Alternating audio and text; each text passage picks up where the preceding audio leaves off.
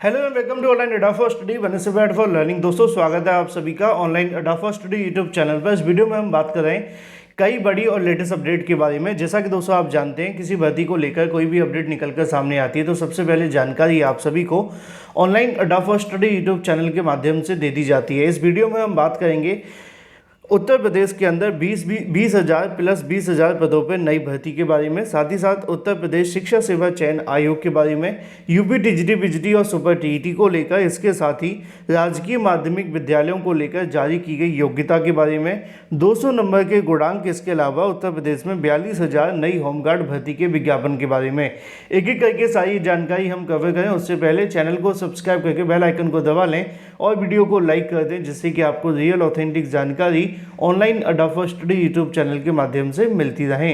तो चलिए सीधे शुरुआत करते हैं मुद्दे की, और मुद्दा संबंधित है आप सभी के लिए राजकीय माध्यमिक विद्यालयों को लेकर। यहाँ पे योग्यता जारी की गई है जिसके संबंध में जानकारी आप सभी को दी गई है। जिनको नहीं पता मैं उनको बता दूं कि राजकीय विद्यालय वो विद्यालय होते हैं जो कि आप सभी के LT ग्रेड के नाम से जाने जाते हैं। आप सभी शिक्षक बनते हैं, या फिर इसके अलावा GIC प्रवक्ता के नाम से ये जो भर्ती देखने के लिए मिलती है वो UPPSC के माध्यम से होती है। लेकिन ये जो आप सभी के सामने जानकारी दी जा रही है वो आप सभी यहाँ चेक कर सकते हैं। 200 का गुणांक तैयार करके वरीयता के आधार पर यहाँ पे जो चयन है वो देखने के लिए मिलता है। ये जो आपके लिए योग्यताएं जारी की गई हैं, जो नई नीति जारी की गई है, ये नीति सीधे तौर पर यहाँ पे तबादले को लेकर जारी की गई है। लिखा हुआ है राजकीय माध्यमिक विद्यालयों में प्रधानाचार्य, प्रधानाध्यापक, इसके अलावा प्रवक्ता और सहायक अध्यापक यानी कि प्रिंसिपल, ठीक है। इसके अलावा प्रवक्ता जो आप सभी का लेक्चर देखने के लिए मिलता है, जिसको आप PGT भी कह सकते हैं। सहायक अध्यापक यानी कि जो आपसे LT ग्रेड शिक्षक भर्ती देखने के लिए मिलती है। सामान्य तबादले के लिए शनिवार को शासन ने नई नीति जारी कर दी है। इसके तहत 200 नंबर के गुणांक पर तबादले की वरीयता तय होगी। वहीं तबादले के इच्छुक प्रधानाचार्य व शिक्षक आदि को वरीयता पर 5 विद्यालयों का विकल्प दिया जाएगा और इसी को लेकर लिखा हुआ है कि शासन के अनुसार ऑनलाइन तबादले की वरीयता क्रम तय किया जाएगा। इसमें खुद को कैंसर आदि गंभीर रोगों से कहीं ना कहीं जिनके पति या पत्नी या बच्चे दुर्घटना या और भी तमाम अलग अलग जो यहाँ पे क्राइटेरिया दिया गया है उससे संबंधित होते हैं, तो उनको यहाँ पे लाभ भी मिलेगा। फिलहाल ये जो आप सभी के सामने नीति जारी की गई है वो राजकीय विद्यालयों को लेकर शिक्षकों के लिए तबादला नीति है, और इसके संबंध में हाल ही में CM योगी ने जब बैठक की थी तो उसमें इसको मंजूरी भी दे दी थी। लेकिन वहीं दूसरी तरफ बात कर ली जाए इसको लेकर CM योगी की बैठकों के बारे में, क्योंकि लगातार CM योगी के माध्यम से बैठक की जा रही है, तो वहीं अगर बात की जाए शिक्षा सेवा चयन आयोग को लेकर उस पर क्या अपडेट है, क्योंकि उत्तर प्रदेश की शिक्षा सेवा चयन आयोग पर काफ़ी ज़्यादा नज़रें बनी हुई हैं। क्योंकि पिछले 5-6 सालों में इस आयोग को बनने में इतना समय लगा जितना शायद बीरबल की खिचड़ी में भी नहीं लगा था। लेकिन अब अंततः आयोग बनने लगा है, तो उसके बाद में भर्तियों को लेकर क्या स्टेटस है ये हर एक अभ्यर्थी के मन में सवाल था। चाहे वो अगर बात की जाए यूपी की टीजीटी पीजीटी भर्ती को लेकर हो, या उत्तर प्रदेश में सुपर टीईटी या अन्य भर्तियों के विज्ञापन जो कि नई शिक्षा सेवा चयन आयोग के माध्यम से जारी होने हैं।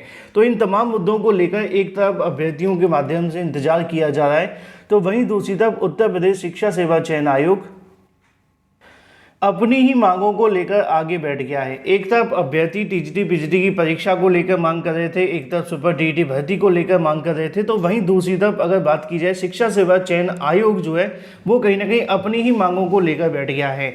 नए आयोग ने काम अभी तक कुछ भी नहीं किया, लेकिन वेतन बढ़ाने का जो प्रस्ताव है वो दे दिया है। अंदाज़ा लगा सकते हैं कि नए शिक्षा सेवा चयन आयोग का गठन किया गया है भर्तियां करने के लिए, बेरोजगार छात्रों को नौकरी देने के लिए और उनके वेतन के बारे में। जबकि यहाँ विडंबना ये है कि वो नवगठित उत्तर प्रदेश शिक्षा सेवा चयन आयोग के हालात भी अजीबोगरीब चल रहे हैं।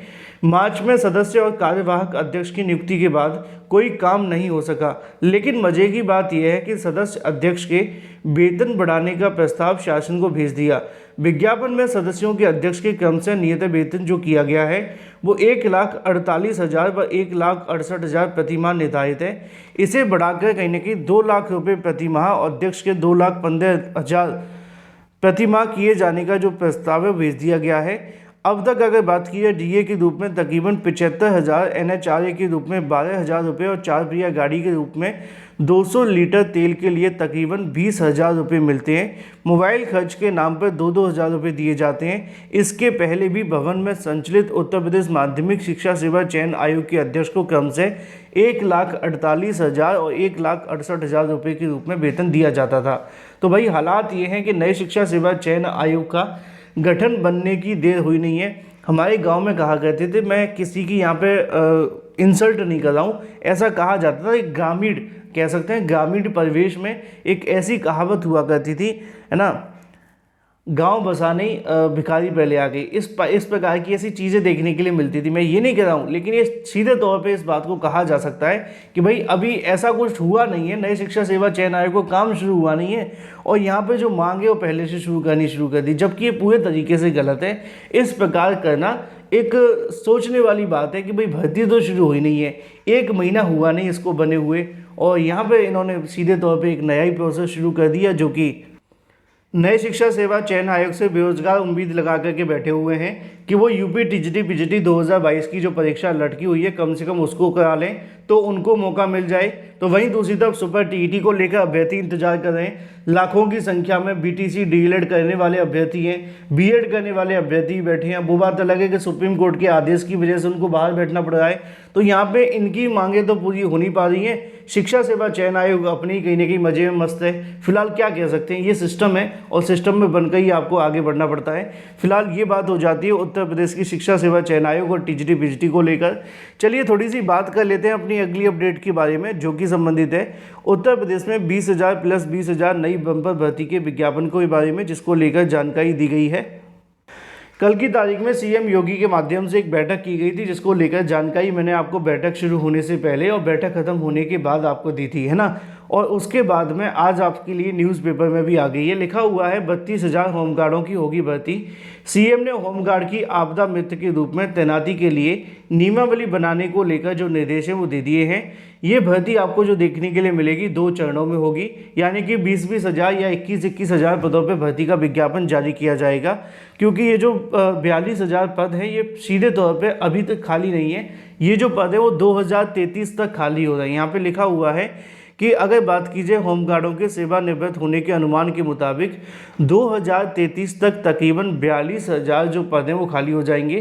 तो ऐसे में वर्तमान में जो पद आप सभी के लिए निकाले जा रहे हैं उसमें आप सभी के लिए आधे आधे पद निकाले जाएंगे, यानी कि 42,000 में 20,000 पदों पर या 21,000 पदों पर विज्ञापन पहले आ जाएगा, बाकी 20,000 और 21,000 पदों पर विज्ञापन बाद में आएगा। तो सीधे तौर पे यहाँ पे होमगार्ड भर्ती को लेकर जो मंजूरी है वो दे दी गई है। फिलहाल अच्छी बात यह है कि मंजूरी दी गई है, लेकिन अभी इसमें कुछ काम होना बाकी है, जैसे कि नियमावली का बनाना और उसके बाद में आवेदन, एग्ज़ाम और भी तमाम चीज़ें तय करना, जिसको तय करने में महीनों लग सकते हैं। फिलहाल ये थी कुछ बड़ी और लेटेस्ट अपडेट। मिलते हैं कुछ नई और बड़ी अपडेट के साथ अगले वीडियो में। Till then take care, tata bye bye. Thank you for watching this video.